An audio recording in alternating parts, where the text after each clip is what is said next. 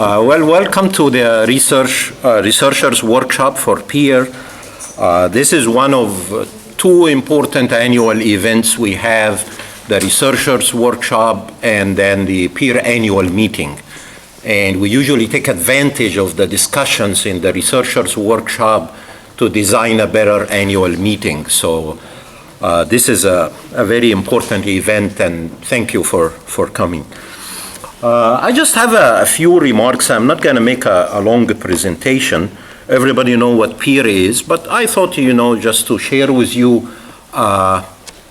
mainly some new things that you may not know of, but also to remind you of actually who we are. So I'll just start with reiterating the workshop goals that if you attended these workshops before, they are pretty much the same. And then everybody want to know about peer funding, so I'll talk a little bit about peer funding and some major sponsors just to recognize them, and some of the ongoing major initiatives. There are many other things, but I just picked a few, and then some upcoming activities just to mark your calendar. There are no dates, but at least to keep them in your mind. So there are four things we would like to achieve in these workshops. Is the report on the status and updates on the ongoing projects, increase the cross-collaboration and benefit from findings that we're going to hear about from these peer projects, and of course create synergy among the researchers for future collaboration. And then identify bigger opportunities that we can go after as a center. There are many things going on in Washington now, NEHRB and renewal of SIM Center and other things that hopefully peer can help out with. So the major funding models, some of you may have seen that already. We have three models for that. The TSRP, the Transportation System Research Program, is funded by State of California. That's a very unique because peer has full control over that. The funding is distributed through request for proposal process. The PIs can be any of the faculty in the 11 core institutes. The Peer Bridge program funded by Caltrans is administered by peer, and the selection of the projects is based on Caltrans needs according to peer's recommendation. And the PIs can be any of the faculty in the 8 public peer core institutes. There are other sources you see along the list here. These are like any proposal you write to sponsor. You have to have a team in place ahead of time who write the proposal, and peer provides necessary support, whether it's administrative or seed funding or things like that. So just a little bit about the TSRP. The funding comes from the State of California straight to peer. It doesn't have to go through all the corridors of the campus and whatnot. So this is very unique. And then peer try to maximize the benefit of this straight funding, focusing on several products. So when the funding arrives, we issue request for proposal that any of the 11 core institute can take a lead of. And in the past 8 years, when we reinstated this request for proposal, we have funded 84 projects, on average about 10 every year. And the products that come out of these projects are mainly in the form of peer reports. I would like to stress again, please publish peer reports. This is good for us. We are going soon to hit some milestones, and those who will have the 500th report may get a prize or something. And of course, the software development and sharing it with the community, the peer annual meeting and the different workshop presentations. And in the past few years, we started also this habit of having these blind prediction challenges. So that's, we encourage also those who have projects that may have some experimental flavor that they can put forth a possibility of a blind prediction. So many of these products you see in our website or in the newsletter that you receive regularly. So in this current year, we have funded 10 projects. You see them here. You have seen some news about that. The researchers are 10 PIs plus 9 collaborators. All 10 projects will be presented in this workshop. They are at a different stage of their progress, so some of them are fairly new, so it's more of presenting the proposal rather than results, which is actually very important for the PI, because these things are not written in stone, as you all know, so maybe the PI get an idea of another presentation, they were planning to take this path, they may decide to interact more with others or think of something they weren't thinking of. For the peer bridge program, that's a different model. Caltrans decide the topics, and the topics are one of these 7, but as you see, these are very general, from bridge maintenance all the way to the use of AI.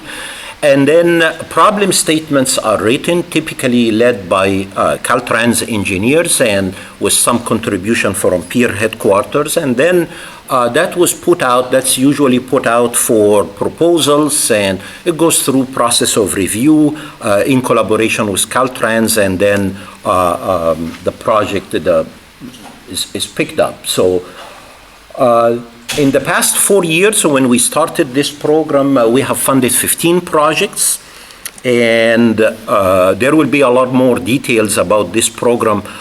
Chris Traina couldn't join us, so Sung Han Kim will talk about the Peer Bridge program in the next session.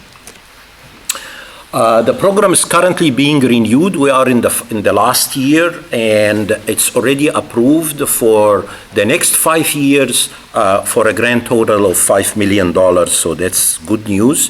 Thanks to our colleagues in Caltrans for continuing this program. So these 15 projects that you see here, 10 of them will be presented today, just because we couldn't fit everything in a 2-day workshop. So you will hear about these projects, or at least 2/3 of them in this workshop. So the current sponsors of PEER are mainly the state of California, as I said, predominantly the TSRP.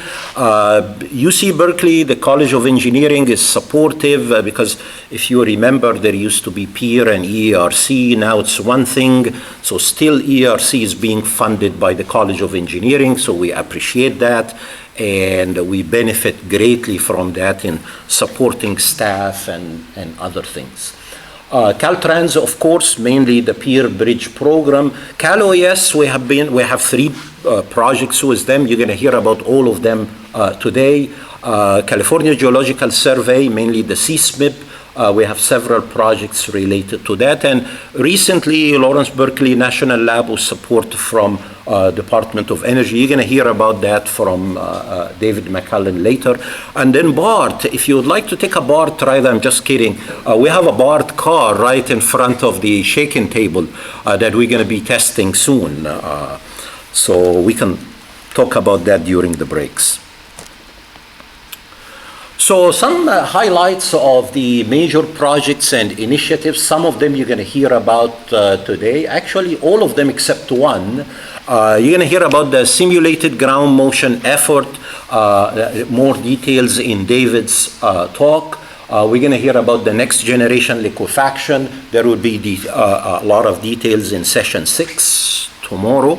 And the California Energy Commission program, it's renewed, and Professor Soga will talk about that, which is phase 2 of Open SRA.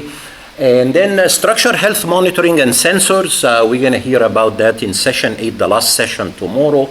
And the earthquake early warning system, mainly with funding from Cal OES, and we're going to hear a lot about that in session 3 today. And the last one that we are not going to hear about, but I'll show you only one slide, is we have a lot of collaboration these days between PEER and STEER, the Structured Extreme Event Reconnaissance. PEER is taking a lead in introducing natural language processing for automated earthquake reconnaissance. If for those who are not familiar with STEER, please go to www.steer.network and join. It's a great network if you are interested in natural hazard in general and reconnaissance work following these events. So far, I think this is not including what happened this year. We have responded to 61 events. There are 3 recently completed, the 2 earthquakes in Japan and in Taiwan, and also the big rainstorm in Houston that's still ongoing. So not only for earthquakes, but in terms of earthquakes, very recently, if you are a STEER member, you should have had received these emails about how to access the reports for the Noto Peninsula earthquake in Japan that happened early this year, and also the Howlin City, Taiwan earthquake. The 2 reports are out, and several peer researchers were heavily involved in these reports. These reports come in different flavors. Some of them are predominantly virtual, meaning all data are extracted by people surfing the web and collecting information, and some include also field work, where some local teams are being supported and they collect field work, the typical reconnaissance work. So they come in different flavors. So as far as events that will happen in the coming year, actually there is one happening next week, which is the 21st IFIB working conference on reliability and optimization of structural systems. My colleague Zichi Wang is leading that. I don't think he's here, but several of the attendees are already here. So this will be next week in Berkeley campus. PEER is helping in co-organizing this event. The PEER annual meeting tentatively will be 16 and 17 of January. We haven't discussed this with the IB members yet, so that's why I say tentatively. Hopefully this date will work. There will be several blind prediction contests, at least one of them by Jose Restrepo that you're going to hear about in his presentation tomorrow. Is that tomorrow? I think it's later today. Oh, later today. But there may be a couple of others. I thought of them last night when I was putting this. That's why I put this asterisk. We have a planned test for highway sign structures with lots of corrosion. It makes a great blind prediction contest, especially for steel people who like corrosion. And we have the bar train test, those who are interested in rigid body dynamics and rocking and all that fun stuff. So we may have a couple of blind prediction about those as well. The RFP, we're planning to issue it a little late this year, around October rather than September as usual. It will be predominantly focused on experimental work. We are thinking this year to pick a big topic that involves some experimental research. So we may end up funding fewer projects at a larger sum, so we can allow the PI to do some testing.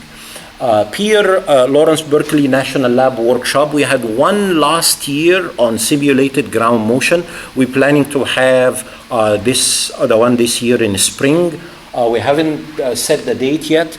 There will be another workshop in AI and fire. That's in collaboration with NFPA, the National Fire Protection Association, and SFPA, the Society of Fire Protection Engineers, I think.